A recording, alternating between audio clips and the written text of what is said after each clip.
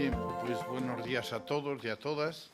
Y bueno, me alegro muchísimo de estar aquí para compartir un momento con ustedes, una reflexión general sobre la vida consagrada. No es el momento para mí, al menos, de entrar en detalles del movimiento Regnum Christi. Confieso que además no soy experto en ello, porque bueno, no es fácil entrar en esta organización que tienen ustedes.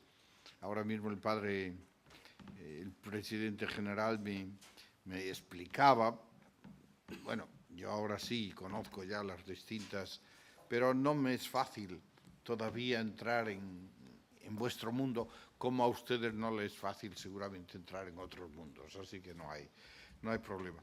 Lo importante, bueno, eso sí, yo quiero decirles que sigan adelante, que bueno, pues que traten de clarificar pues lo que se les pidió cuando aprobamos las constituciones.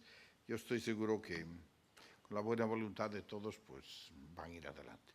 De todos modos, si después tienen alguna pregunta, pues podemos intentar responder a ella. Vida consagrada. ¿Qué dices de ti misma?, diría yo. O si quieren, ¿dónde te encuentras? ¿Cómo está tu estado de salud en este momento? Yo voy a intentar responder a esta pregunta y después voy a intentar responder a otra pregunta. ¿Tiene futuro la vida consagrada? Y si lo tiene, ¿cuál es? ¿O por dónde tiene que ir esa vida consagrada? Digo enseguida que no es fácil responder a esta pregunta sobre el estado de salud de la vida consagrada. ¿Por qué? Yo estoy convencido que en la respuesta no hay objetividad total por ninguna parte. Porque nuestras respuestas a las preguntas dependen unas veces de los prejuicios con los cuales nos acercamos a esa pregunta. Otras veces, un poquito más positivo, de los presupuestos que manejamos. Y en definitiva, de las informaciones que tenemos. Bueno, pues sería ridículo que pretendiese que la respuesta que les voy a dar yo pues fuese objetiva. También yo seguramente tengo prejuicios, también yo seguramente tengo presupuestos y también yo tengo unas informaciones. Uniendo mi respuesta a la de tantos otros, pues seguramente que nos acercamos un poquito más al diagnóstico de la vida consagrada en este momento. Podríamos, sintetizando mucho, decir que hay tres grupos que intentan responder a esta pregunta. ¿Cómo está la vida consagrada hoy? El primer grupo, seguro que en el movimiento Regnum Christi también lo sabrá, son los pesimistas. No pueden faltar. ¿Qué sería de la Iglesia sin pesimistas? Pues para estos todo va mal. Y utilizan tres palabras o tres imágenes para corroborar su opinión. Caos, noche oscura, ocaso. Caos. Pues vivimos en un momento de desorden total. Ya nadie sabe quién manda, quién obedece, ya no se sabe hacia dónde se va, de dónde se viene. Desorden. Noche oscura. Está la vida consagrada atravesando un túnel que no sabemos cuánto durará esa travesía. No sabemos, según ellos siempre, si saldremos de ese túnel y si salimos, no sabemos lo que vamos a encontrar al final del túnel. Tercera palabra, ocaso. La vida consagrada ha cumplido su misión en la Iglesia. Ahora, el último apague la luz, cierre la puerta y huya antes de que la nave se hunda. Este es el diagnóstico, muy sintético, pero detrás de cada palabra hay libros escritos por consagrados, porque los profetas de desventura no hace falta ir a buscarlos en el edificio de enfrente, los tenemos en casa, por tanto, este es el diagnóstico de los profetas de desventura. El segundo grupo yo le llamaría el de los optimistas. Y como la creatividad no es el fuerte de nuestros días, pues también ellos usan 3 palabras. Y casualidad o providencia son las mismas palabras de los pesimistas, pero naturalmente con significado totalmente distinto. Caos. Y se recuerdan que en el libro del Génesis, antes de la creación del mundo, pues se habla de una situación tohu vabohu, es decir, caótica. Pero este caos deja paso a la nueva creación. Vivimos, dicen ellos, en la vida consagrada un momento de caos, pero no hay que preocuparse, porque tras el caos viene el orden de la nueva creación.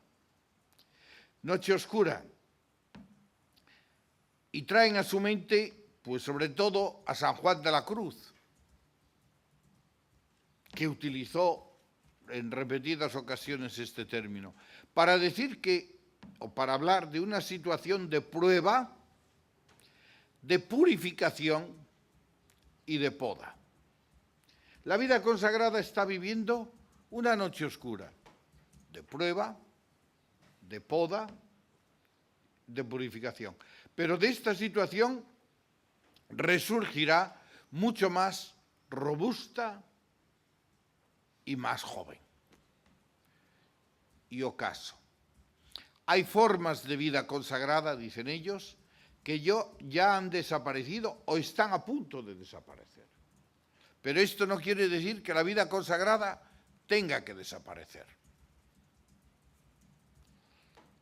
Todo va bien, según ellos. Personalmente tampoco comparto este diagnóstico.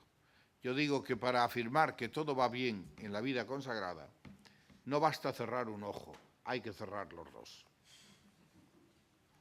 Porque las cosas, como veremos después, no van bien. Algo está fallando. Tercer grupo, el de los realistas.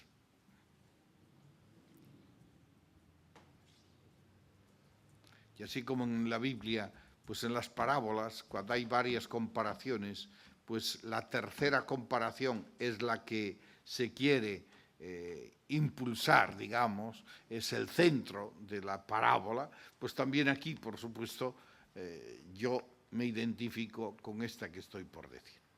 Ellos utilizan 2 términos, no son tan creativos como los otros. Crisis e invierno. Aparentemente son 2 términos muy negativos, pero vamos a ver que no son tan negativos. Crisis. Y aquí habría que ir al significado etimológico de esta palabra. Crisis viene del griego y significa que hemos llegado a un punto en el que hay que tomar decisiones.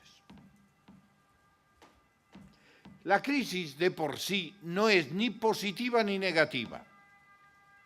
Todo depende de las decisiones que tomemos. Será debida, será positiva, si las decisiones que tomamos son las adecuadas para este momento. Será de muerte si las decisiones que tomamos o no tomamos no son las adecuadas para este momento. Vivimos siempre en crisis. Es decir, el hombre, la mujer, desde que nace, está llamado a hacer opciones. Vive siempre momentos críticos, unos más sonados, otros menos, pero siempre momentos críticos. Repito, esto no tiene por qué asustarnos. Y ojalá la misma Iglesia se dé cuenta de que está viviendo una situación crítica, porque lo que estamos diciendo sobre la vida consagrada, nosotros somos simplemente una gotita de ese gran océano que es la Iglesia. Segundo término, invierno. Y aquí, claro, cuando hablo de invierno, hablo desde Europa y como europeo. Esta imagen no vale para otros continentes. El invierno en Europa, porque esta imagen la usan sobre todo los europeos. El invierno en Europa se caracteriza por la falta de flores, de hojas y de frutos. Aparentemente es una estación de muerte. Parece que todo se para. Parece que entramos en un letargo que desembocará en la muerte necesariamente. Esto es aparentemente. Los que conocemos el campo, porque somos hijos de campesinos, de agricultores, sabemos que el invierno es la estación del año más trabajadora, más activa. ¿Por qué? Porque se trabaja a niveles de profundidad, se trabaja a niveles de raíces. Y tenemos que recordar que son las raíces, no las hojas, ni los frutos, ni las flores, las que aseguran la continuidad de la vida. Un árbol sano en sus raíces tardará en dar frutos, pero los dará. Tardará en que broten las hojas y que haya flores, pero las habrá. Un árbol enfermo en las raíces, aunque tenga aparentemente flores, frutos y hojas, pues antes o después todo esto desaparecerá. La vida consagrada, por tanto, a mí me gusta decir que está viviendo la estación del invierno. Es decir, tiene que trabajar los elementos sólidos,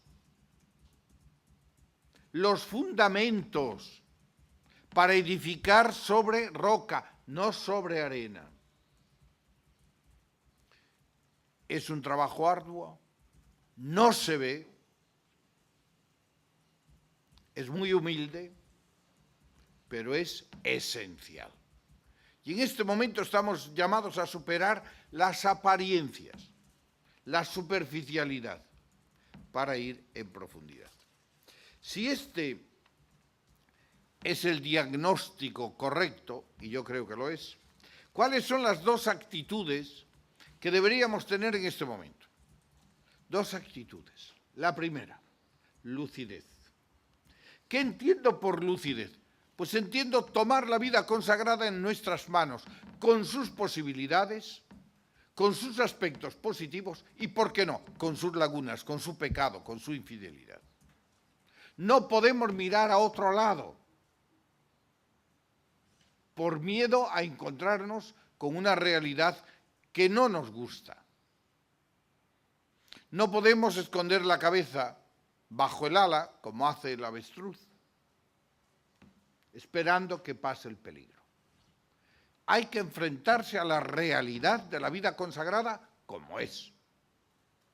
Repito, con sus lagunas, con sus sombras y, por qué no, también con sus luces y sus posibilidades. Esto comporta, a mi modo de ver, dos cosas. Primero, superar lo que yo llamo el discurso meramente estético de la vida consagrada. Es decir, seguir siempre formulando los ideales de la misma. Tal vez ustedes, porque son una institución joven, un movimiento joven, necesitan todavía, pues, un poquito formular ideales. Pero miren ustedes, lo que va a salvar el movimiento no son los ideales. No. Lo que salvará el movimiento son pasos concretos, a fin que esos ideales, que no pueden faltar, alguien los definió como estrellas que nos guían en la noche oscura de la historia. Por tanto, los ideales no pueden faltar. Pero lo que va a salvar la vida consagrada y, por supuesto, su movimiento son los pasos concretos que den a fin que esos ideales se hagan cada vez más cercanos. Me van a perdonar la expresión. Perder el tiempo señalando solo ideales es el primer paso para crear frustración. Porque claro, son tan altos los ideales, que al final no los alcanzamos. Y esto, para espíritus fuertes o almas fuertes, pues vale. Pero como no todos pertenecemos a esa élite de almas fuertes, pues fácilmente nos hundimos en la frustración. Después de tantos años luchando para superar esto y esto y esto, y me encuentro como el primer día. Atención a esto. Hay una frase en la carta apostólica que el Papa nos escribió a los consagrados que puede llamar la atención, pero que creo que es importante tenerla en cuenta. La voy a leer en italiano, porque en español nos hicieron muy mal servicio, porque la han traducido exactamente al contrario. Tal vez porque llamó la atención, es una frase que a lo mejor no se esperaba en boca del Santo Padre. Dice en italiano: mi attendo dunque non che teniate vive delle utopie. No me espero que tengáis vivas las utopías, sino que sepáis crear, sappiate creare altri luoghi, otros lugares, donde se viva la lógica evangélica del dono, della fraternità, dell'accoglienza, delle diversità, del amor recíproco. Por tanto, no es vivir de utopías, porque estas antes o después se caen, sino crear otros lugares, es decir, dar pasos a fin que podamos decir que estamos caminando en la dirección que nos señalan las utopías. Segunda cuestión, o segundo aspecto que me sugiere la palabra lucidez. Los eclesiásticos, aquí hay laicos y por tanto seguro que ellos no tienen esa tentación y ese problema, pero por si acaso. Los eclesiásticos somos maestros en buscar culpables. Cabritos expiatorios. Entonces, si las cosas van mal en la vida consagrada, pues ¿quién tiene la culpa? En la comunidad local, el responsable. En la provincial, el provincial o la responsable provincial. En la general, el general. En la iglesia, el papa. Pues sí, hoy hay muchos que buscan un cabrito expiatorio. Si la vida consagrada está mal, la culpa, el Vaticano II. Yo, de verdad, nunca me hubiera imaginado que haya tantos y tantas en la Iglesia que encuentran en el Vaticano II el cabrito expiatorio de todos los males que sufre la vida consagrada. Atentos aquí a no ser de la escuela del maestro de los hipócritas. ¿Saben quién es? David, el rey David. Cuando el profeta le va a contar aquella historia, ¿no? Todos conocemos, dice, pues oye, ese merece morir, y no se da cuenta que ese que debe morir es él, porque miraba a otro lado. Es el momento, si algo va mal, primero, ¿qué parte en ese mal tengo yo? Y desde dentro, intentar que las cosas vayan mejor. Segundo aspecto que se tiene que tener en cuenta delante de ese diagnóstico que hice antes es el discernimiento. También aquí nos puede ayudar un poquito el griego. Discernimiento viene del griego y significa simplemente separar una cosa de otra. Sentido moral significa separar el bien del mal. En sentido, digamos, a nivel ya de teología de la vida consagrada o teológico, es distinguir. Y aquí estoy citando Vita Consecrata 73, distinguir lo que viene de Dios de lo que le es contrario. Claro, cuando hablamos del discernimiento, nosotros los consagrados, no podemos quedarnos al primer nivel, es decir, separar lo bueno de lo malo. Esto ya se da por supuesto. Y para esto no hace falta ser consagrados. Cuando hablamos del discernimiento entre nosotros, nos referimos a optar por lo mejor. Humanamente, o ahí en mi tierra y en la tierra de muchos de ustedes, se dice que a veces lo mejor es enemigo de lo bueno, pero aquí hay que apuntar a lo mejor, sobre lo bueno. Ese es el objetivo del discernimiento entre nosotros los consagrados. Optar por lo mejor sobre lo simplemente bueno. ¿Quién puede hacer discernimiento? Esta pregunta me parece importante, porque nosotros muchas veces llamamos a un sociólogo para hacer discernimiento de nuestras presencias. No se diga a los ecónomos. Llamamos a los psicólogos para hacer discernimiento vocacional. Pues sencillamente estamos totalmente fuera de lugar. Discernimiento, en el sentido estricto, solo lo pueden hacer, y aquí le robo una expresión a San Pablo, en la carta a los romanos, personas espirituales. ¿Qué entendemos por personas espirituales? No ciertamente en este contexto las que están todo el día en la capilla, no. No ciertamente las que están todo el día con las manos juntas, no. Simplemente entendemos las personas que se dejan empujar, guiar, llevar, conducir por el Espíritu. Porque en el discernimiento el protagonista ni somos nosotros, es el Espíritu. Por eso, llamemos sociólogos para hacer un buen análisis de la situación. Llamemos psicólogos para hacer un diagnóstico sobre ciertos comportamientos. Llamemos ecónomos también para hacer, pues un análisis de la realidad económica. Pero el discernimiento no lo dejemos en manos de ninguno de los tres, porque nos llevaría realmente a conclusiones probablemente muy erradas.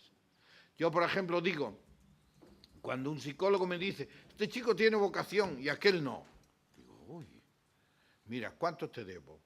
10, pues toma 15, pero vete cuanto antes. Vete cuanto antes.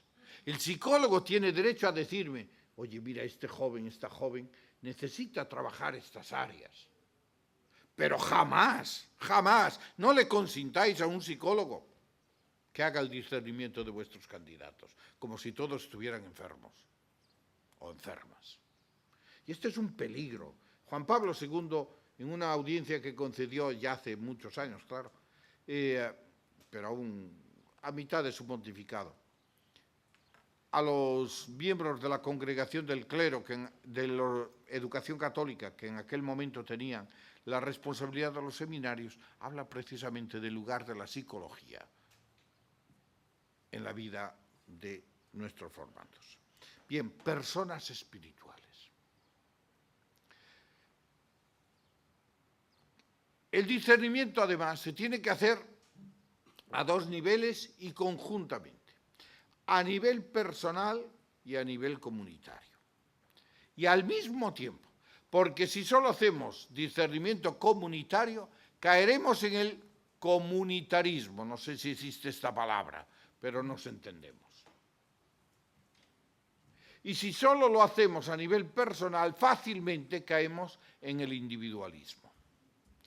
Y ni comunidades sin personas, ni individuos, aquí no uso la palabra persona, ni individuos sin comunidad. tienen que ir de la mano.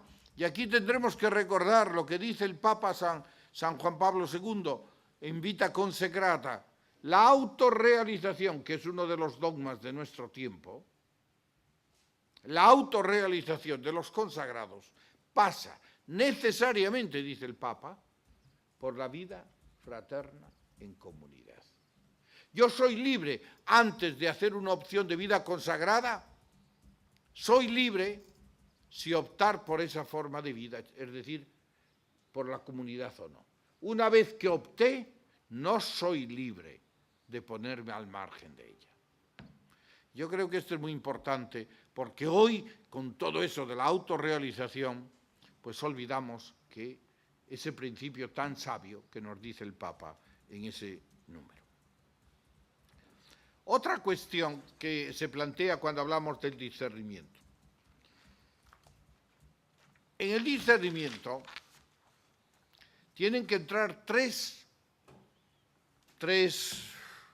instancias, no me viene otra palabra más apropiada en este momento. El Evangelio, el carisma y los signos de los tiempos. Por tanto, el punto de referencia para el discernimiento fundamental es siempre el Evangelio. Y lo que se pueda justificar desde el Evangelio es justificable para todos los consagrados. Y lo que no pueda justificarse desde el Evangelio no es justificable para ningún consagrado. El Evangelio tiene la prioridad absoluta. Yo recuerdo en una ocasión iba a celebrar misa, porque bueno, nosotros los franciscanos somos un poquito más desorganizados que vosotros, y entonces se puede dar de todo y demás, ¿no? Y en un sitio, no digo dónde, pues fui a celebrar la misa y me presentan un folleto con las lecturas. Y en lugar de la lectura bíblica, aparecía una lectura de San Francisco. Pues por supuesto yo amo a mi fundador, pero le dije, mira, no. Si queremos escuchar a San Francisco en la celebración eucarística, entonces suprimamos mi homilía y leamos un texto. Pero jamás, jamás, jamás poner San Francisco en lugar de la Escritura. Tenemos que estar atentos porque muchas veces hacemos estas cosas. Nuestros fundadores, por santísimos que sean, nunca, nunca pueden ocupar el lugar del Evangelio. El Evangelio. Y el Evangelio como forma de vida. Desgraciadamente, yo estoy convencido que el Evangelio es el texto que más se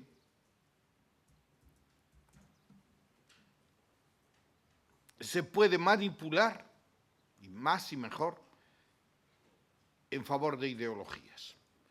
Si Jesús no es una idea, es una persona, el Evangelio no es una ideología, es una forma de vida. O si no, no es Evangelio. Y aquí tenemos que entonces que tomar el Evangelio como forma de vida. Hay que recordar en este contexto lo que dice, por aquí lo tengo escrito, el Papa Benedicto XVI en Verbum Domini, en el número 83. Él repite la doctrina del concilio, de que el Evangelio es la norma suprema de todo consagrado, y afirma que nuestra misión, cualquier consagrado tiene como misión la de ser exégesis viviente del Evangelio. Esa es nuestra misión. Después cada uno le pone el color que quiera, es decir, el color carismático. Pero el Evangelio, al primer lugar, en el centro y al final. Segundo, el carisma. Y aquí nos tenemos que tratar brevísimamente, por supuesto, de la identidad. Porque el carisma se vive con una identidad carismática propia. La identidad, para que sea de acuerdo con el magisterio de la Iglesia, tiene que tener dos características como mínimo. Primero, tiene que ser itinerante. Después diré en qué sentido. Y segundo, tiene que ser en relación. Itinerante. El carisma de un instituto no se reduce a los primeros años o a los primeros siglos o a la vida de los fundadores y fundadoras. Por hablar del mío, así no hablo de ningún otro. El carisma de Francisco, mejor dicho, el carisma franciscano, no es Francisco. Es Francisco y los 8 siglos de historia de la orden. Porque de lo contrario, que podríamos caer en una tentación en la que se cae muy a menudo, hacer arqueología. Y volver siempre sobre Francisco, Francisco, Francisco. No. El carisma franciscano, lo vuelvo a repetir, y ustedes que son inteligentes me entienden, no es Francisco, es Francisco y los 8 siglos. Es in itinere, porque de lo contrario, nuestros carismas nunca serían actuales. Y aquí estamos para que nuestros carismas sean actuales, no restos arqueológicos o restos de museo. Ustedes no tienen ese problema, pero, por ejemplo, institutos como el mío, que tiene tantos siglos de historia, hay un peligro muy claro de que quedemos solo en la pregunta ¿qué hizo Francisco? ¿Qué quiso Francisco? Pues esa no es la pregunta más importante, aunque es importante, pero no es la más. La pregunta más importante es ¿qué haría Francisco aquí y ahora? De este modo, Francisco sigue siendo medieval. Cuando ustedes tengan muchos siglos pues, de historia, no se preocupen de hacer de las primeras generaciones hombres o mujeres de esos siglos. Hoy diríamos modernos o posmodernos. No, nuestros fundadores son de su tiempo y basta, porque si no, no hubieran dado respuestas adecuadas a su tiempo. Nuestra preocupación no es la de traer los fundadores a nuestro tiempo, sino la de actualizar el carisma. Que el carisma continúe siendo actual. Esa es nuestra gran preocupación. Y ese es realmente el empeño que tenemos que hacer. Otra cosa sobre la identidad es en relación. En relación. Yo digo siempre, y tal vez esto pueda llamar un poco la atención, el carisma no se defiende, se custodia, que es un poco distinto. Cuando yo me defiendo, quiere decir que me siento asediado. No vivo con paz, serenidad, con alegría mi identidad. Y generalmente la defensa crea barreras, muros, alambradas, para que el otro no entre en lo mío y yo no pueda salir a lo otro. La custodia no. La custodia nace de un gran amor por ese tesoro por el que he vendido todo para comprar el campo donde se encuentra el tesoro. Un gran amor que me lleva a custodiarlo con amabilidad, con gozo, con alegría. No a la defensiva. Vivimos en un momento donde los carismas tienen que ser vasos comunicantes, no muros, no alambradas que nos separen. Cuando uno tiene que defender su carisma por negación, malo. Yo no soy legionario, pues ya se ve. ¿Por qué tengo que perder tiempo en decir lo que no soy? Ni vosotros sois franciscanos, pues ya se ve. ¿Por qué tenéis que perder tiempo en decir lo que no sois? Hay que definir el carisma en positivo. Y eso lleva consigo la relación. Y no hay hoy en la Iglesia instituto tan potente, tan grande, tan, que no necesite de los demás. Y no hay institutos, carismas tan pequeños y humildes que no puedan dar algo. Necesitamos dar y recibir. Esa es la actitud evangélica. Sin miedos. ¿Quién tiene miedo a la invasión carismática de otros institutos? ¿Quién está a la defensiva? Las personas inseguras. Las personas que están convencidas de su propia identidad no tienen miedo a perderla por contagio con otra identidad. El Papa también en la carta apostólica, hablando de las aspiraciones que él tiene para este año de la vida consagrada, nos habla precisamente de ese compartir con los demás. En la Iglesia todos somos necesarios y hay lugar para todos, para todos. Y si no hay lugar, quiere decir que no somos Iglesia. Estamos construyendo capillas, pero no Iglesia.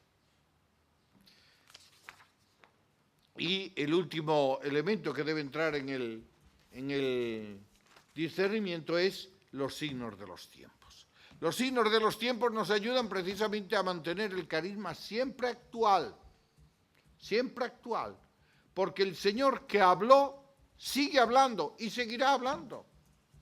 Es verdad que Jesucristo nos dijo la última palabra, como afirma muy bien la carta a los Hebreos, pero esta palabra se explicita en cada momento de la historia.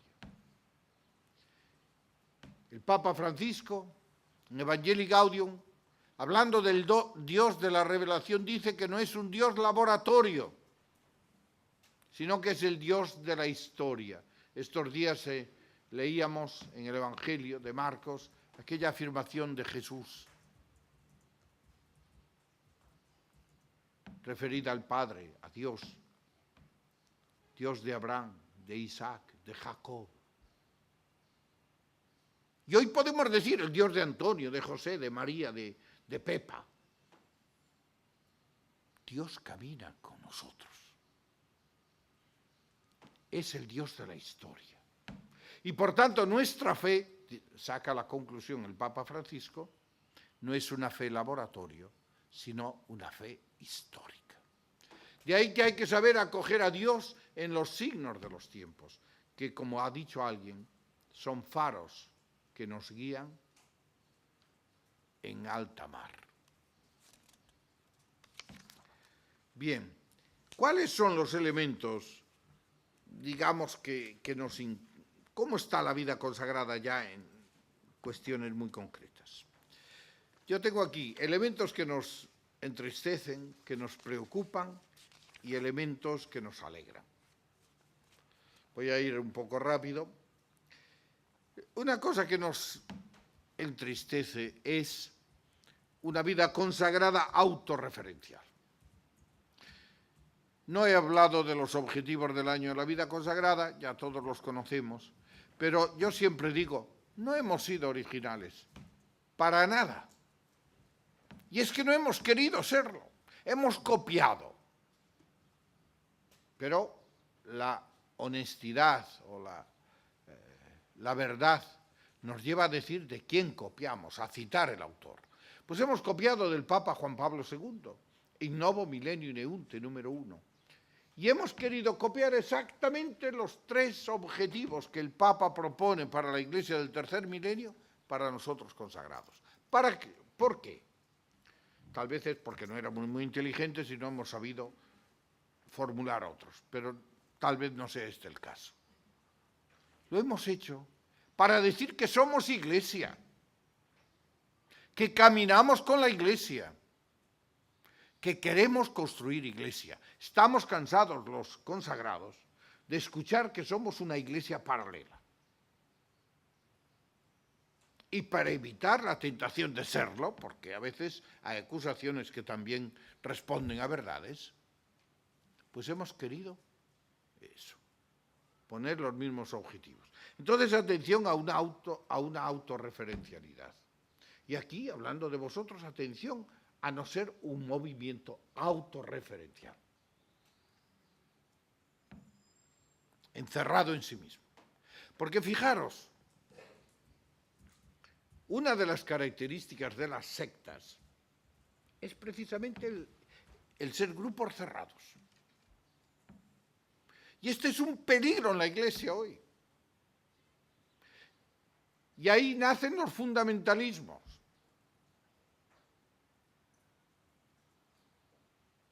Atención a no ser autorreferenciales. Otra cosa que nos preocupa es una vida consagrada más preocupada del número que de la significatividad evangélica. Vivimos un momento en que todos tenemos un apetito desordenado, no en sentido moral, pero desordenado de vocaciones.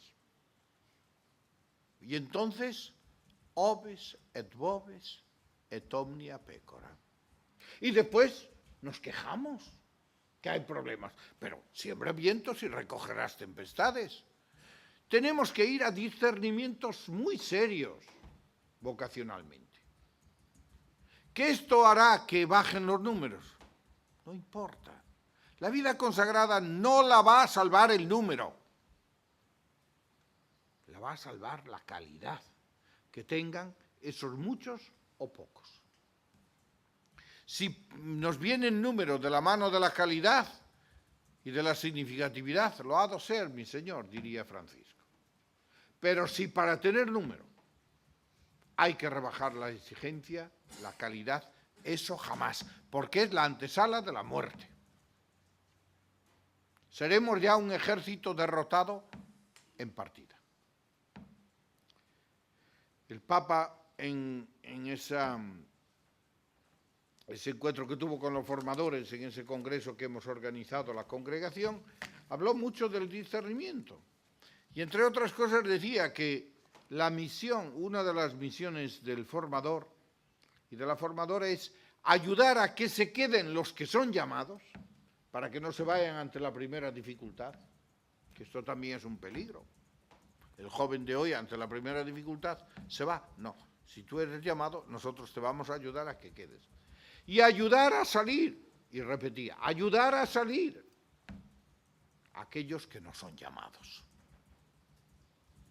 Yo recuerdo la primera audiencia que tuve privada con el Santo Padre, 2 días después que se hizo público mi nombramiento como arzobispo, me dijo que en la primera preocupación que él tenía sobre la vida consagrada, y añadió también sobre la vida sacerdotal, es que nuestras casas de formación y nuestros seminarios se conviertan en refugio de personas que jamás deberían abrazar la vida consagrada ni la vida sacerdotal.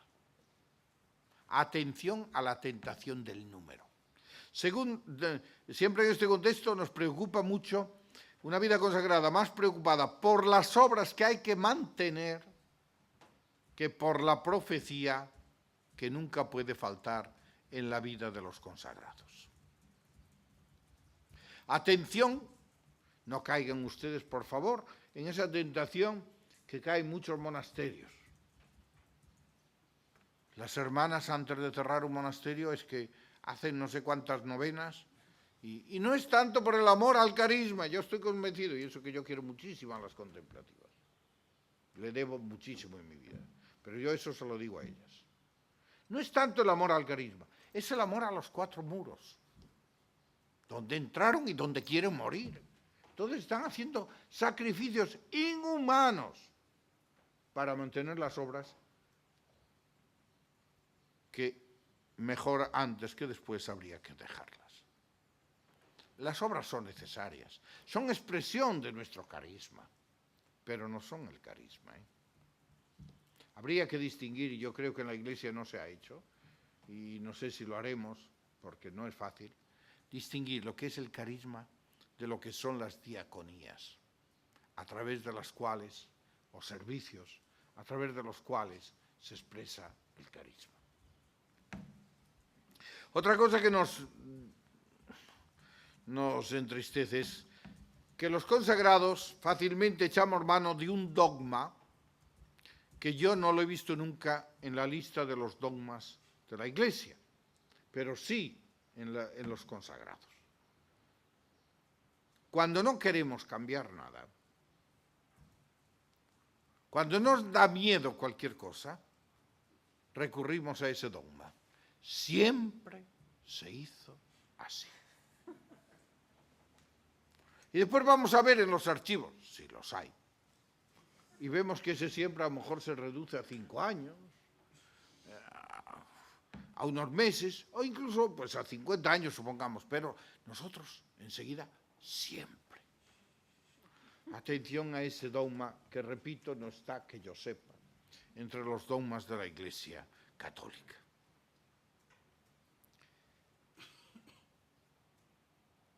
Muchas veces confundimos la fidelidad, incluso la estabilidad, los monjes tienen voto de estabilidad, con la estaticidad. Hoy se nos pide fidelidad, pero fidelidad creativa, La fidelidad no es estar siempre en el mismo lugar, porque si estoy en el lugar erróneo, decidme vosotros qué fidelidad tengo. La fidelidad es estar donde tengo que estar, punto.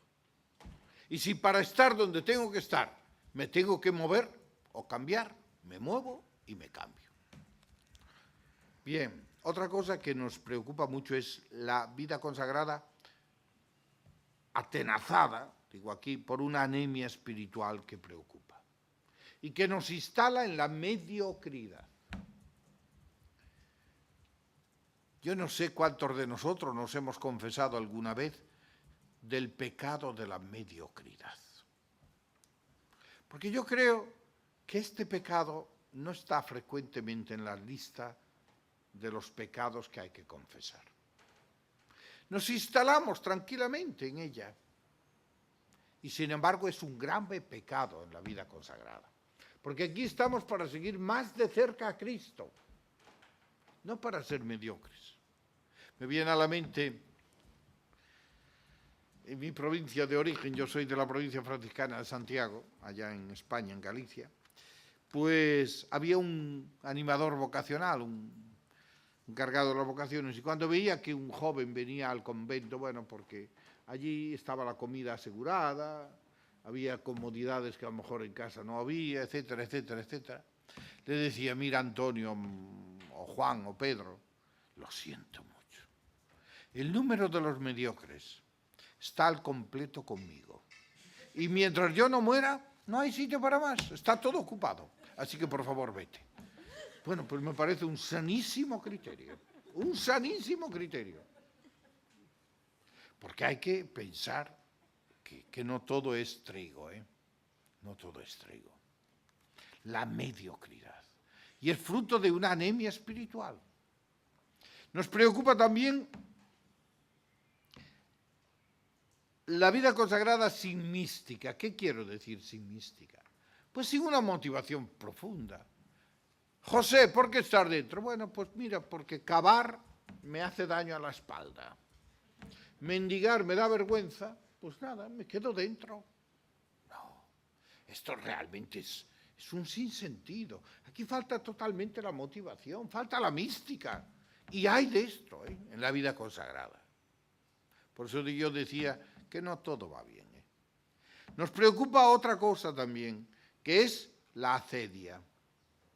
Estos días estoy leyendo un libro sobre la historia de la vida consagrada y algo que me gustó, que no conocía, pues es que los monjes primitivos, el criterio fundamental del discernimiento vocacional era si uno vivía en estado de acedia o no.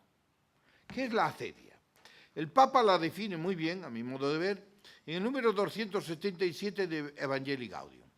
La define como un descontento crónico que desertiza el alma. A veces abundan los 4 votos, el cuarto voto. Yo creo que abunda demasiado un cuarto voto que no se dice. entre los consagrados. Ese voto sería el de descontento. Consagrados que están contentos solo donde no están. Parece que han hecho el cuarto voto de descontento. Pues no. Una vida consagrada, como dice el Papa en Evangelii Gaudium, con cara de funeral, no tiene sentido. O una vida consagrada que viva instalada o constantemente en una estación de Cuaresma sin perspectiva de Pascua, no tiene sentido. La alegría. Bueno, el tiempo pasa. ¿Qué nos preocupa? Nos preocupa la fragilidad de muchos institutos, numéricamente hablando. Nos preocupan las dimisiones. Pensad, en estos últimos 5 años, nuestra congregación confirmó 1075 decretos de dimisión, de expulsión. No es poco, ¿eh? Y eso que habrá otros muchos que andan por ahí por el mundo adelante y que no presentan los papeles ni al general, ni al provincial, Esto es muy serio, las dimisiones. Los continuos recursos al dicasterio y a la asignatura apostólica, cuando el dicasterio no le da la razón a la asignatura apostólica. Cuando hay demasiados recursos, algo está fallando entre nosotros. Nos preocupa, por ejemplo, mucho también las postulaciones que se hacen a veces. Y la abadesa va por 9ª vez y venga, de nuevo postulada. Parece que hizo profesión para ser abadesa. Y ahora lo que más nos preocupa es que hay institutos, sobre todo femeninos, que quieren cambiar las constituciones para que la general sea de por vida. A mí esto me parece absurdo, se lo digo sinceramente. Si algo tiene bueno la vida consagrada, una de esas cosas es que cambian los superiores. Y eso rejuvenece la institución. Después nos preocupa muchísimo los abandonos. Ya sabéis la estadística, yo la hice pública en el Observatorio Romano, hará pues año y medio, una conferencia como publicaron allí, pero nosotros la vida consagrada está perdiendo más o menos 3.000 al año. Por abandonos, porque por disminución mucho más, porque claro, ahí no cuentan los que son llamados a la casa del Padre. Ese no nos piden permiso. Pero sí, los abandonos, 3.000. Esto es una sangría. Esto es una hemorragia. Aquí algo nos está pasando. Yo estoy convencido que las motivaciones son 3 fundamentalmente. Yo les pido, por favor, que presten atención a esto en la formación. En primer lugar,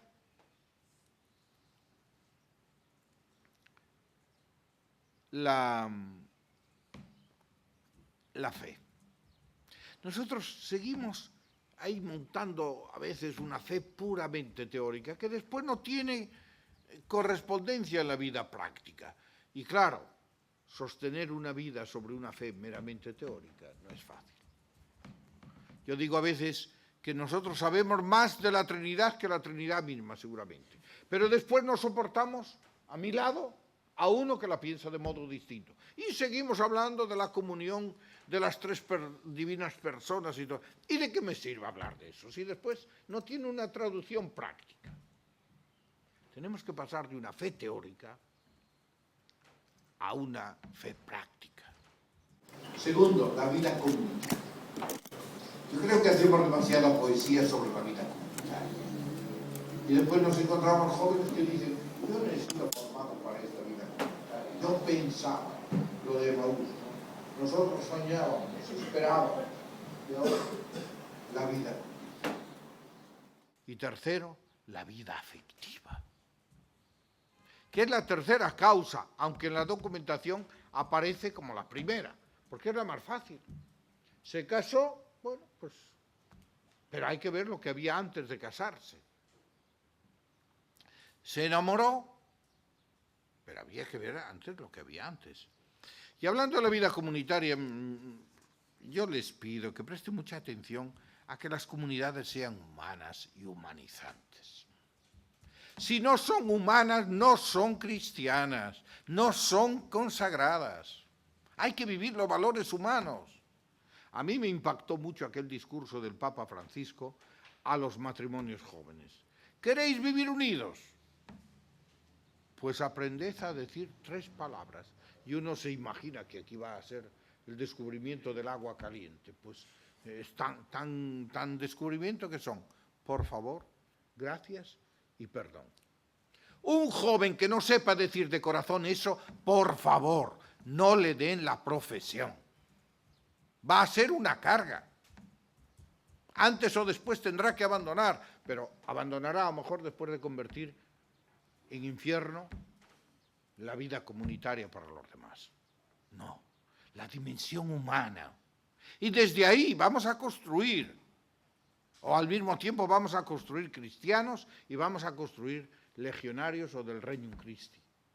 Pero sin esa base es inútil, están edificando sobre arena. Y después siempre la dimensión humana, por favor, y haciendo referencia al tercer motivo de abandono, denle mucha importancia a la formación afectiva y a la sexualidad. Esto no puede seguir siendo un tabú en la vida consagrada, porque después nos hace jugadas, nos meten goles por todas partes.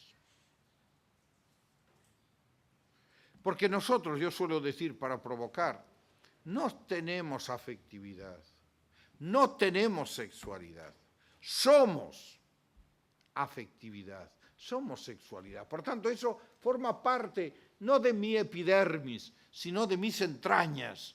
Eso tiene que ser un elemento fundamental en la formación. Si no, ¿qué voto de castidad? ¿Cómo vamos a vivir después nuestra castidad? ¿Como solterones o como solteronas? Que el Papa nos pidió una castidad fecunda, de padres y de madres, no de solterones o de solteronas. Y una castidad gozosa, porque después nos encontramos jóvenes, ay, si me hubiera casado, pues pobre media naranja. Claro. O pobre medio naranjo, no sé cómo se diría en este caso, porque también vale para las mujeres. Y después, siempre en el campo de la afectividad, por favor, atención a las tendencias sexuales. Ténganlo presente. Esto está siendo un problema gordísimo en la Iglesia. Y entre nosotros hay que decirlo abiertamente. Bueno, no quiero seguir porque me alargaría. ¿Qué nos alegra? Bueno, pues nos alegra una vida consagrada en la periferia. Fíjense, yo estoy convencido que nosotros, cuando el Papa nos invita a ir a las periferias, nosotros cumplimos bastante bien ese mandato. Porque yo, por mi servicio en la Orden, he dado vueltas al mundo no sé cuántas veces. En los lugares más periféricos encontré consagrados. Sobre todo consagradas. Por tanto, esa misión la tenemos bastante bien. Al menos ahí hemos hecho los deberes al 50%. Nos queda otro 50%, pero ahí estamos. Esta es una gran alegría. Yo creo, sin embargo, que tenemos una cuestión pendiente, y aquí ustedes, que tienen muchos colegios y universidades, intenten de responder a esta provocación que les viene del Papa, que nos viene el Papa. El Papa, cuando dijo, vayan a las periferias existenciales, dijo también, vayan a las periferias del pensamiento. La Iglesia creó cultura, debe seguir creando cultura. Porque de lo contrario vamos a beber del agua contaminada que nos pongan delante. Creo que aquí tenemos un gran desafío. Otra cosa que nos alegra es la Iglesia, la vida consagrada profética. Hay mucha profecía en la Iglesia y hay mucha profecía en la vida consagrada. Y la profecía tiene que tener 4 elementos para que sea bíblica, para que sea cristiana, para que sea consagrada. Llama. pero siempre en nombre de Dios. El profeta llama, pero en nombre de Dios. Segundo, denuncia. El profeta no se hace cómplice.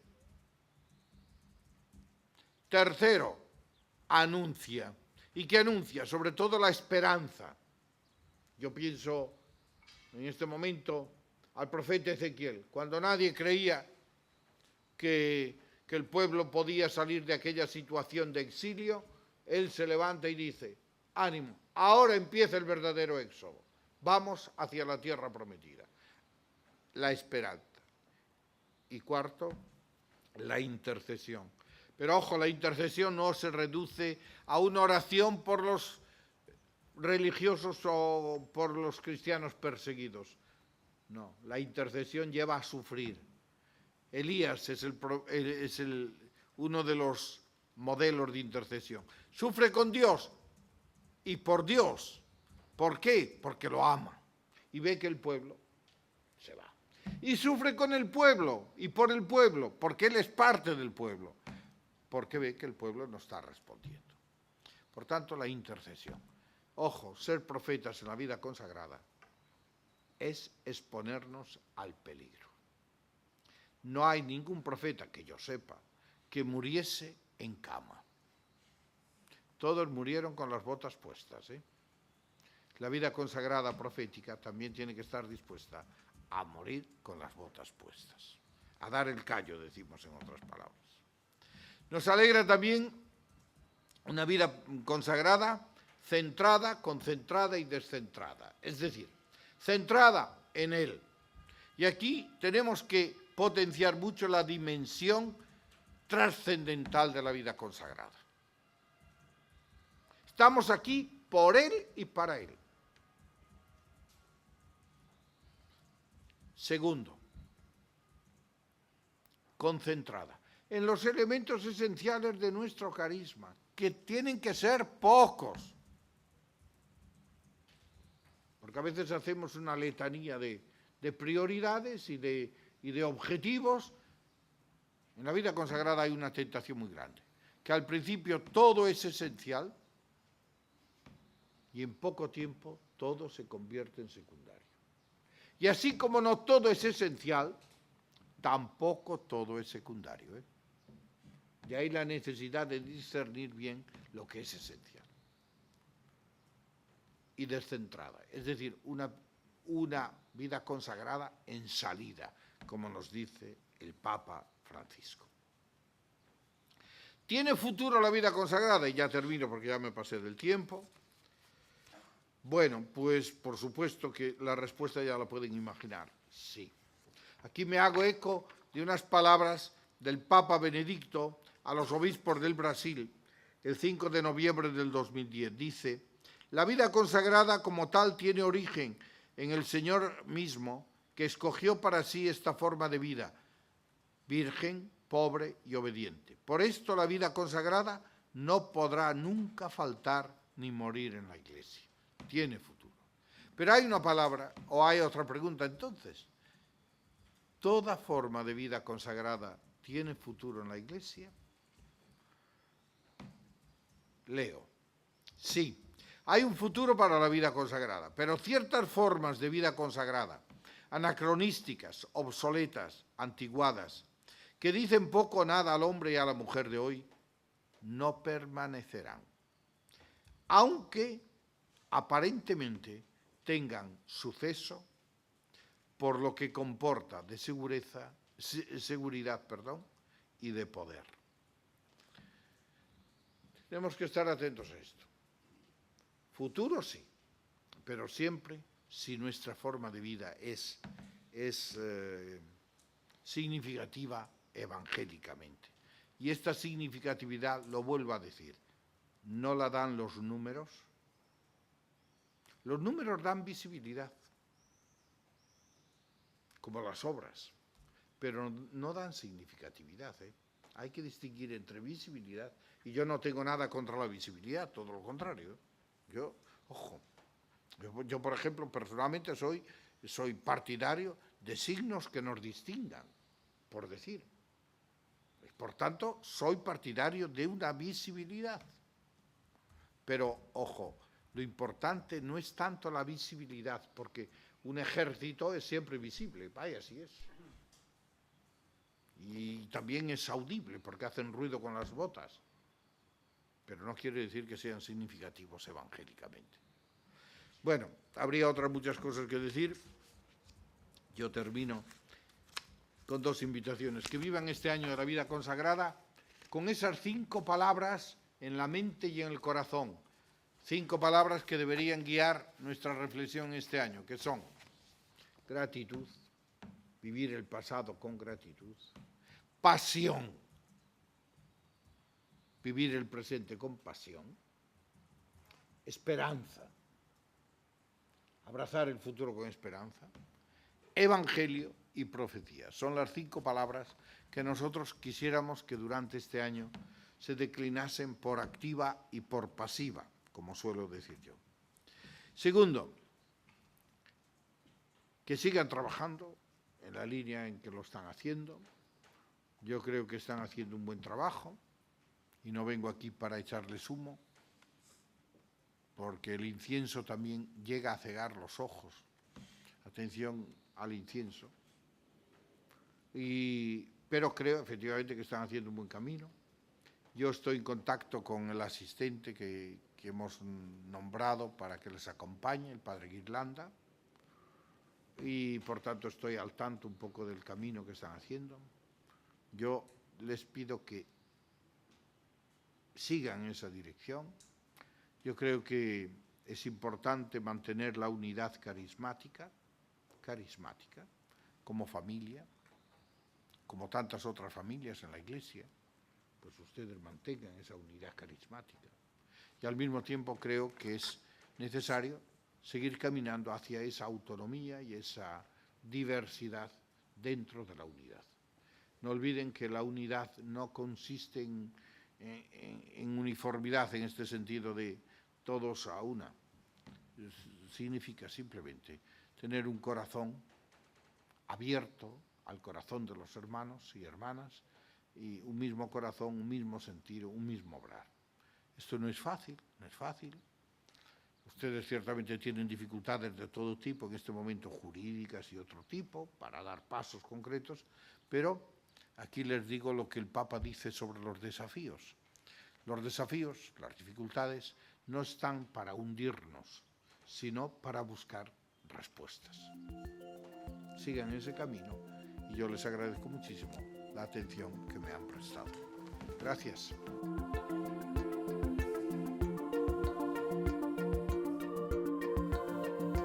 A nombre de todos, en primer lugar, agradecerle su presencia, su paternal cercanía desde pues ya hace varios meses que hemos estado en contacto, y aquí concretamente agradecerle su sabiduría y su claridad.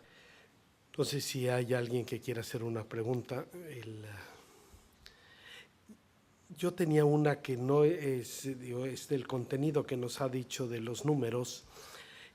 ¿Por qué la tendencia en la Iglesia a nivel más sacerdotal, que de antes éramos mucho más sacerdotes religiosos que diocesanos, y hoy sea prácticamente, después del concilio se ha invertido, de 3-1 antes era religiosos y ahora es de 3-1 diocesanos? Bueno, no tengo las respuestas seguramente, pero hay algo que siempre pensé. Por ejemplo, hoy uno quiere ser religioso. Bien, pero ¿qué será de mi vida? ¿Qué haré en mi vida? ¿Cuál será mi futuro? Es decir, hay muchos interrogantes. Porque como religioso, hoy puedo estar aquí, mañana voy allá. Hoy ejerzo esta profesión, mañana puede ser que no la ejerza. O sea, ser religioso hoy o ser consagrado comporta inseguridad. Ser sacerdote diocesano da muchísima más seguridad.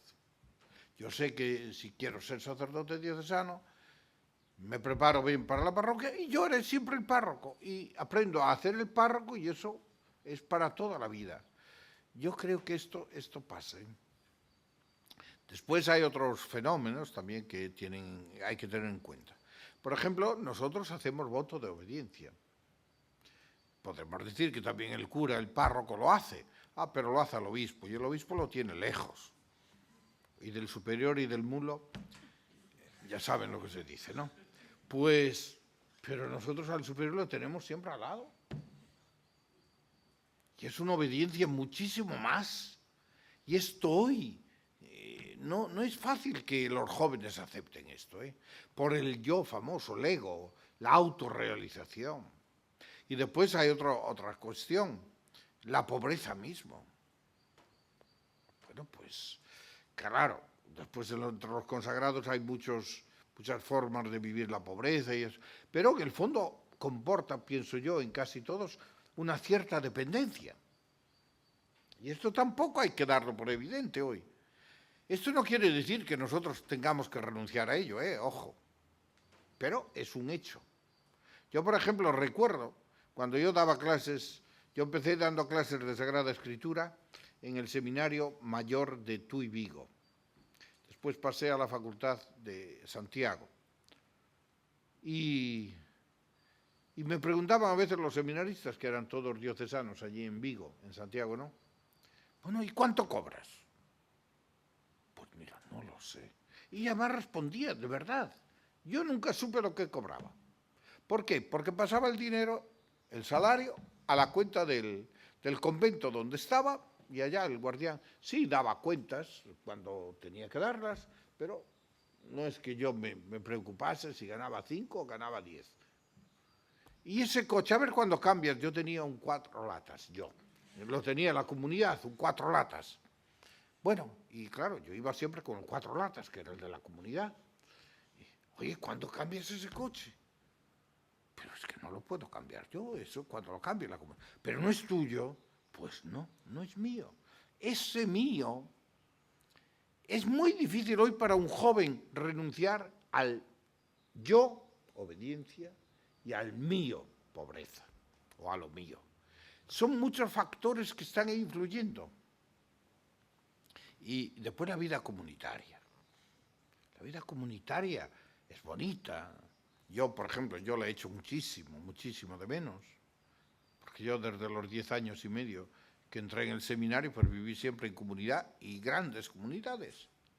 Y ahora, pues, ahora no, porque tengo un hermano que está de secretario y vive conmigo, pero yo decía, el café tal vez el que tengo yo ahora es mejor que el que tomaba en el convento, porque en italiano se dice café conventuale non fa bene né male, porque en fin, es ahí un poquito. Pero el que tomo ahora es bueno, porque a mí me gusta mucho el café. Pero claro, antes tenía un hermano al lado con el que decir buenos días, buenas tardes, oye, ¿cómo te ha ido? ¿Has dormido? Mira que me has molestado tus ronquidos, por decir una tontería, ¿no? Ahora, pues, enfrente tengo el muro, y a las espaldas el muro. Es decir, realmente la vida comunitaria, yo la he hecho mucho de menos. Pero claro, esto no hay que darlo por descontado. Yo porque nací en el convento, por así decirlo. Pero hoy la vida comunitaria para muchos es un peso. Entonces, bueno, pues hay muchos factores que ahí van. Y después, no el último, con esto no quiero hablar mal de otros, porque esto sería esconder la cabeza bajo el ala, pues a veces yo creo que el discernimiento que se hace también deja un poquito que desear. Yo conozco mucho los seminarios y realmente nosotros estamos mal. Los seminarios diocesanos no están mejor, por no decir más. ¿Qué es la tarea del gobierno de cara a la comunidad en reanimar, ¿no? Porque pues, la autoridad tiene un papel específico que no es necesariamente ante todo esto, pero si, al compartir esa inquietud hacia la congregación, hacia cada rama, hacia el movimiento, ¿qué es lo propio del que gobierna para fomentar la renovación espiritual, la superación de estas tentaciones? El gobierno, en la mente de la Iglesia, y según los últimos documentos del Magisterio, no por último un documento de la vida de la congregación de vida consagrada, el servicio de la autoridad, en primer lugar, tiene que vivir él en discernimiento permanente. Un gobierno que no viva en actitud de discernimiento no podrá ayudar a crecer a los hermanos y a las hermanas. Discernimiento. Segundo, meter en el instituto o en el corazón de los hermanos ese virus del discernimiento. El virus del discernimiento. Porque solo ese virus contrarrestará la acción maléfica de otro virus, que es el de la instalación, que es el de la acedia, que es el de la falta de mística, etcétera, etcétera. Por tanto, yo creo que un gobierno tiene que aportar ante todo eso, discernimiento, pistas de discernimiento. Segundo, el gobierno, sobre todo si es gobierno general, como en este caso vosotros aquí estáis, tiene que ser custodio del carisma. Un carisma que es el reconocido por la Iglesia, en este caso el que se encuentra en las constituciones generales. Custodio. Entonces, todo lo que hace un gobierno tiene que ir en función de custodiar el carisma y hacer que los miembros vivan de acuerdo con las exigencias de ese carisma. Para ello tendrá que recordar siempre el Evangelio y el carisma, siempre. Y atentos, habrá hermanos y hermanas que os digan, bueno, otra vez, pero si ya sabemos, muy bien, sí, pero tú has comido a la mañana, a mediodía y comerás a la noche. Y hay cosas que un gobierno general o provincial no puede hacer a menos, sino recordar lo esencial, aunque caiga pesado.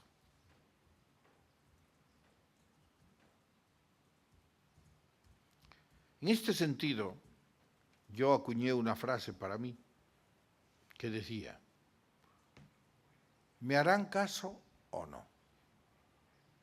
No es mi responsabilidad. Lo que no quiero es que digan mañana, no sabíamos lo que pensaba José. Creo que tenéis que ser muy claros en las exigencias del carisma. Habrá quien os haga caso, habrá quien os siga, habrá quien os dé la espalda. Bien, esto ya no es cosa vuestra. Pero que no seáis cómplices de la mediocridad carismática. Y para eso recordadlo. Un gobierno también, a mi modo de ver, tiene que involucrar lo más posible a las bases.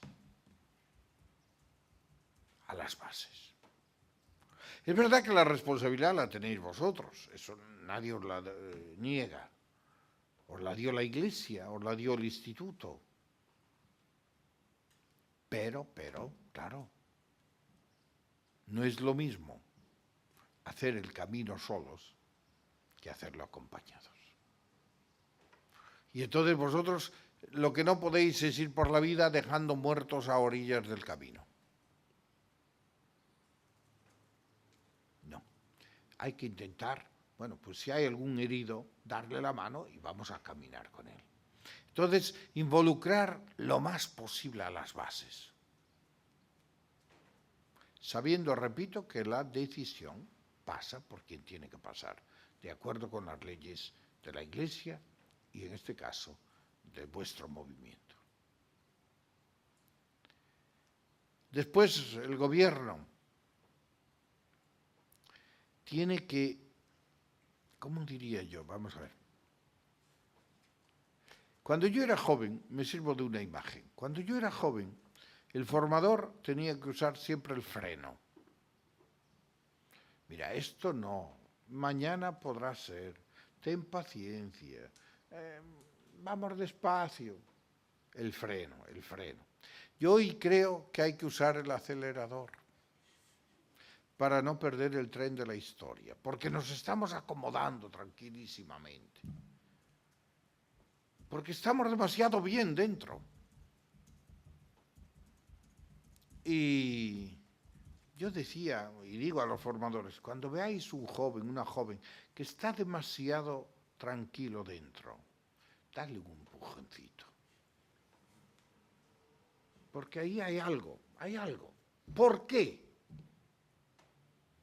Está demasiado tranquilo. Lo mismo un instituto, un movimiento como el vuestro. Atención a no acomodaros. Y aquí vosotros hoy tenéis que impulsar.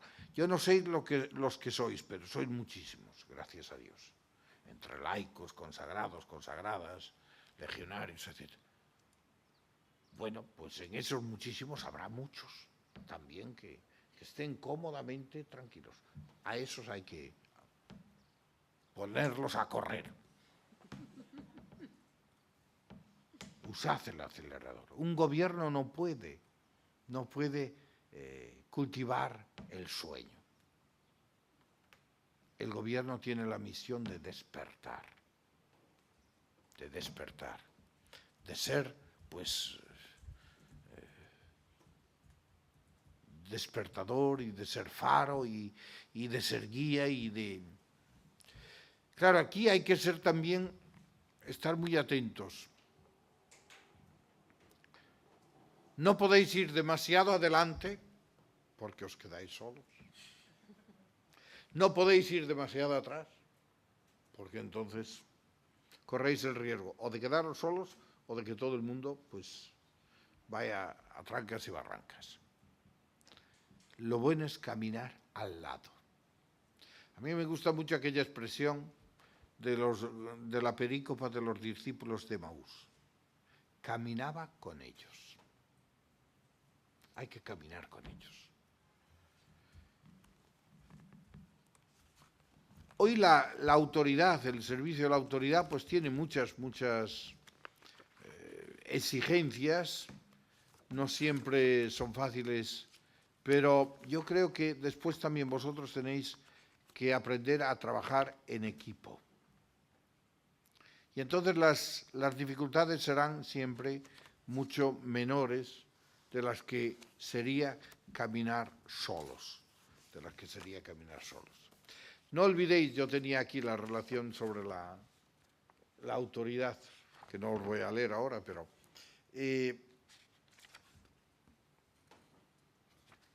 no olvidéis que sois siempre hermanos y hermanas. Era el primer punto. Que sois siervos. Vosotros. A mí no me gusta nada, con perdón, yo sé que hay uno de Estados Unidos aquí, pero yo creo que copiamos demasiado la terminología de los políticos. Por ejemplo, leadership. A mí no me dice nada. Yo voy al Evangelio y nunca encontré eso. Por tanto, yo no la uso para nada. Y pongo un ejemplo. San Francisco era líder antes de fundar la orden. Desde el momento en que fundó la orden, pobrecito, sufrió todos los pesares. Y de hecho renunció. Él no murió general. Él que había escrito en la regla que el general era de por vida, fue el primero a no cumplir esa cosa, porque renunció. Y es una de las cosas por las que mereció ser canonizado, además de los sufrimientos que le hicieron pasar los hermanos. Líder, uno nace. El servicio de la autoridad, que es nuestro vocabulario, lo recibe. Y no toda autoridad es líder, ¿eh? Ojalá fuera líder también, pero que no pierda el sueño si no es líder. Lo importante es que sea servicio, que ejerza el servicio de la autoridad. Por eso decía, no olvidéis que sois hermanos y hermanas, que sois siervos. Aquella definición de la carta a los hebreos del sumo sacerdote, sacado de entre los hombres para servir a los hombres. Esa es para mí la mejor definición de un superior. Sois hermanos, sacados de entre los hermanos y hermanas, para servir a los hermanos y hermanas. Después, la autoridad tiene que escuchar y obedecer el Evangelio. Algo de esto dije cuando hablamos del discernimiento. Después, la autoridad tiene que estar al servicio de los hermanos y hermanas y del carisma. Después, ya lo dije, hermano y hermana, el discernimiento que suscita discernimiento. Y bueno, pues después aquí hablo ya hablaría de algunas cosas donde se manifiesta cómo deberíamos gobernar y cómo deberíamos caminar. Pero ahora no lo repito. Pero aquí tengo un decálogo para acompañar a los hermanos y hermanas en dificultad. Y sí que os lo leo. Primero, acoger. Solo lo nombro, no desarrollo ninguno de los puntos. Acoger al hermano y a la hermana en dificultad. Segundo, escuchar al hermano y hermana en dificultad. Tercero, crear empatía. Empatía. Esto me parece muy importante. Cuarto, partir de las consideraciones positivas. Tú eres un pobre desgraciado, pero algo bueno tendrás. Entonces vamos primero a empezar por lo bueno. Porque claro, si empezamos por lo malo, hemos cerrado puertas. Después, autenticidad. En la relación con los hermanos en dificultad hay que ser auténticos. Auténticos. Sin autenticidad, y además esto se vuelve enseguida. Sexto, discernir. Aquí el superior o la superiora tienen que ayudar al discernimiento. Séptimo, confrontarse. Tú dices esto, yo te digo esto, vamos a ver. Aquí no es que partamos de que yo tengo la exclusiva de la verdad, ni tú. Vamos a ver si ponemos juntas las dos verdades y llegamos a la verdad. Esto es muy importante. Después hay que pasar a la acción. Bueno, hemos detectado la enfermedad, tienes catarro, pues te vas a tomar una buena aspirina o una buena ducha de agua fría y así pues afrontamos Hay que pasar a la fase, no quedarse en... Después, estar presente. Fijaros, vosotros como autoridades podéis delegar y debéis delegar muchísimas cosas, pero hay una que no podéis delegar. Y esto vale sobre todo para los responsables generales, la presencia. No mandéis demasiados delegados cuando hay problemas. Es ahí donde hay que estar. Aunque eso os queme y os duela, pero es ahí. Finalmente, conjugar el amor, que no puede faltar nunca, con la firmeza. El amor con la firmeza. Hay cosas en las que no podéis transigir. Yo acompaño a algunas comunidades espiritualmente, claro, porque otras capacidades no tengo, de drogadictos. Si hoy no estuviera aquí, hubiera ido a celebrar la misa a una comunidad de drogadictos aquí en Roma, que para mí es una gozada. Realmente ellos viven la Eucaristía muy bien. Bueno, pues yo veo que ahí tienen que ser los responsables, yo los admiro, aman a los drogadictos como si fueran hijos de carne, pero son en algunas cosas muy duros. Porque claro, yo por ejemplo no valdría para ese trabajo, porque yo ante un lagrimón, pues ya me conmuevo. Pues ahí hay que seguir. No, pues mira, tú esto no lo puedes hacer y punto.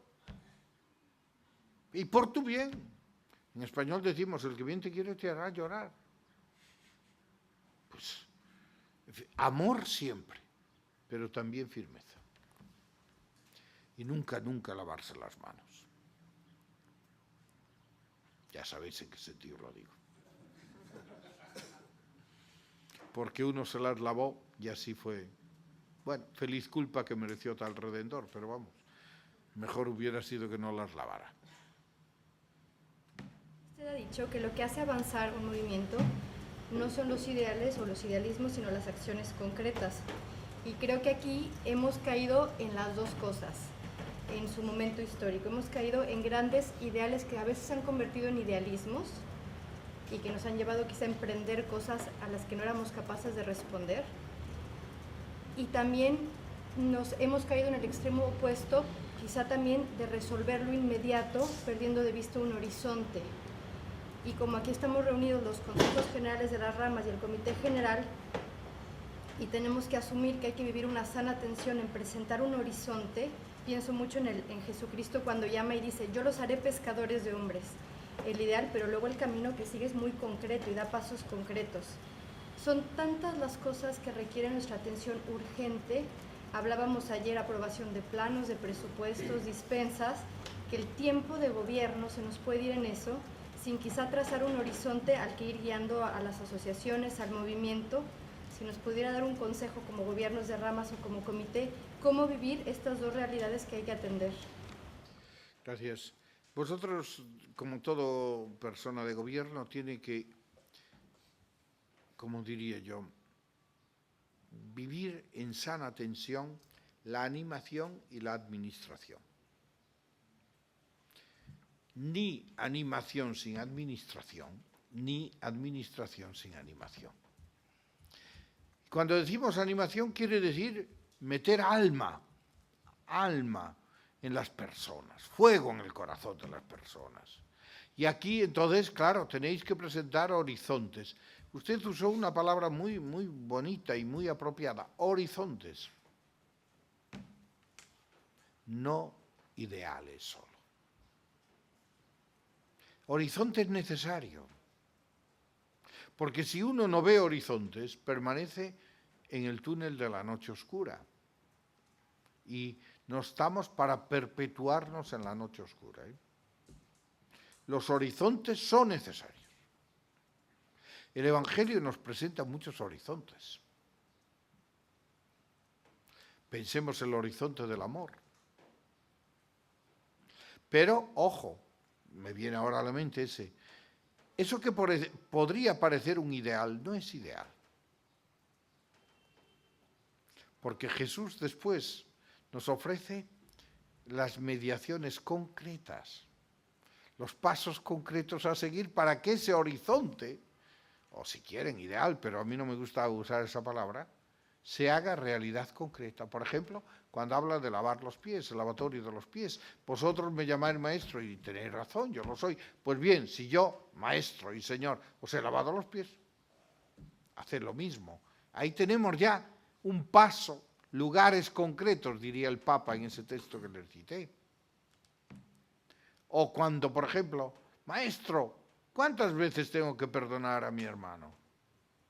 Pues el perdón es otra de las mediaciones para que el amor no se quede. Porque predicar el amor, pues sí. De hecho, hoy tantos hablan de amor. Es tal vez la palabra más usada y más mal usada. Pero después sabemos que no. Entonces, administren sí sin olvidar nunca la animación. Y ustedes den prioridad a las personas, ¿sí? Porque si un gobierno no se da prioridad a las personas, terminamos haciéndolas o poniéndolas al servicio de las estructuras o de las obras. El Papa, en la carta que nos escribió, a un momento dado se pregunta, preguntémonos, dice él, ¿las estructuras que tengo sirven para la misión o no? Entonces, den prioridad a las personas. No pierdan las personas por salvar las obras, porque van a perder obras y personas.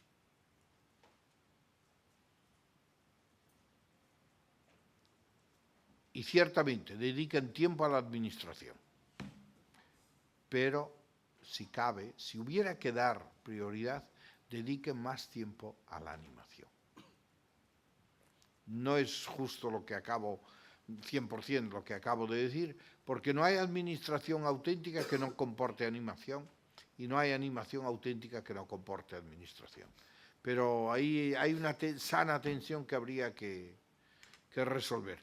Como también hay otras tensiones que el gobierno debe manejar. Por ejemplo, una, la de ser fieles a las raíces y al mismo tiempo pues, ser fieles a los signos de los tiempos. Esa es una tensión muy fuerte, para no caer en aventuras y al mismo tiempo no caer en arqueología. Hay muchas tensiones que ustedes tienen que conjugar. La conferencia que usted nos ha dado nos ilumina, al menos a mí, porque nos damos cuenta que muchos de los problemas que pensamos que son nuestros, que son de nuestra institución, por la historia que hemos tenido, vemos que son también de toda la vida consagrada en la Iglesia. Entonces ese es el comentario que quiero hacer a la luz de la plática. La pregunta es, usted nos ha hablado de las periferias, de ir a las periferias, salir de sí mismos, y ha dicho que las periferias de la cultura también son un campo necesario en el que a través de las escuelas y de las universidades tenemos que atender. Usted tiene una conferencia que también está publicada sobre la espiritualidad del nuevo evangelizador. Sí. Y ahí habla de que cuando uno se acerca a estas periferias corre el peligro de la mundanización. No sé si nos puede decir algo en este sentido, que nosotros trabajamos en colegios y universidades, tenemos que librar esa batalla de la cultura y al mismo tiempo corremos el peligro de perdernos ahí en ese mundo. Bien, pues sí. Ante todo, yo les animo a que no pierdan esa periferia que ustedes por historia y por carisma pues tienen del pensamiento. Yo estoy convencido de verdad que es una gran aportación que ustedes, y no solo ustedes, pero ustedes tienen.